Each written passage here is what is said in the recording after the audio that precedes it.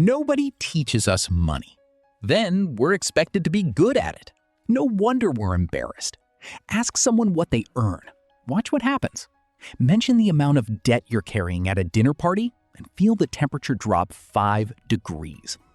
We live in a world where people openly discuss mental health, relationships, politics, their deepest insecurities on social media for thousands of strangers to read. And the moment money comes up in a personal conversation, everyone suddenly gets very interested in their shoes. Money is the last great taboo. Today, we're asking why that is, and whether the silence is actually helping any of us, or quietly making everyone's financial life worse. The uncomfortable truth at the root of all money embarrassment is this. Most of us were never taught about personal finance. Not at school, where we covered algebra and the water cycle, but not how income tax works or what a pension actually is. Not at home, where money was either a source of stress that adults wanted to protect children from, or a topic considered too private to discuss openly. We arrived in adulthood expected to constantly manage mortgages, credit scores, investment accounts, and tax returns with literally zero preparation. The embarrassment isn't personal failure. It's the entirely predictable result of a system that never gave us the tools. Money carries an emotional weight that most topics simply don't. It's tangled up with self-worth in ways that are both understandable and genuinely damaging. If we have less than the people around us, we feel behind, inadequate, like we missed something everyone else figured out. If we have more, we feel guilty discussing it. If we've made financial mistakes, the shame can run deep and stay for years. These feelings are completely human responses to a system that attaches enormous social meaning to financial position. But they're also exactly what keeps people stuck, avoiding the conversations and information that would actually help them move forward. Research into financial behavior shows something striking. People who talk openly and honestly about money, with partners, trusted friends, financial advisors, or even structured online communities, make significantly better financial decisions than people who manage it entirely in silence.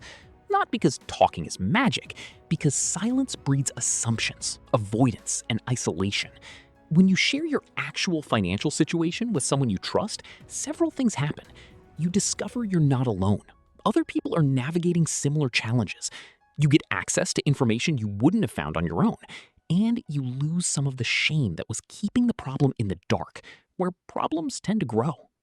Social media has made money embarrassment dramatically worse over the past decade. The algorithm on every major platform rewards aspirational content: new cars, home renovations, business success. What you don't see is the credit card debt funding the holiday, the mortgage stretched uncomfortably for the renovation, the business income that sounds impressive until you subtract the expenses. When you compare your full, complicated, unfiltered financial reality to other people's carefully selected highlight reels, you're guaranteed to feel behind. That comparison doesn't just steal your joy, it steals your financial perspective and replaces it with a distorted version of what's normal. The most financially costly silence is the one inside relationships. Couples who don't have honest conversations about money before and during combining their finances face predictable and preventable problems. Different spending values creating daily friction. Hidden debts discovered months into a relationship.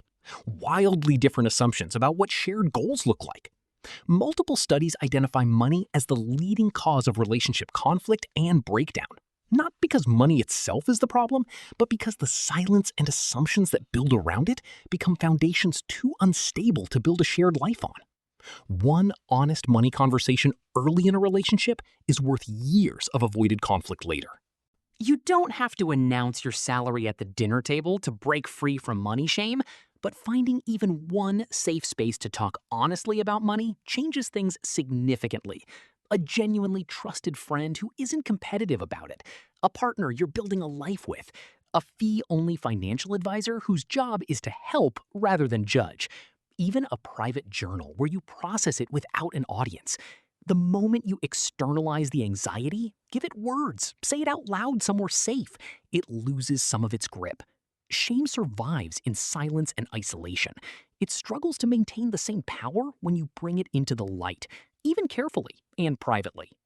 This is the entire reason MoneyPatch exists, to be a space where money isn't shameful or complicated or reserved for people who already have everything figured out, where you can ask the questions you thought everyone else already knew the answer to, where financial difficulty isn't a moral failing and financial progress at any scale is worth acknowledging.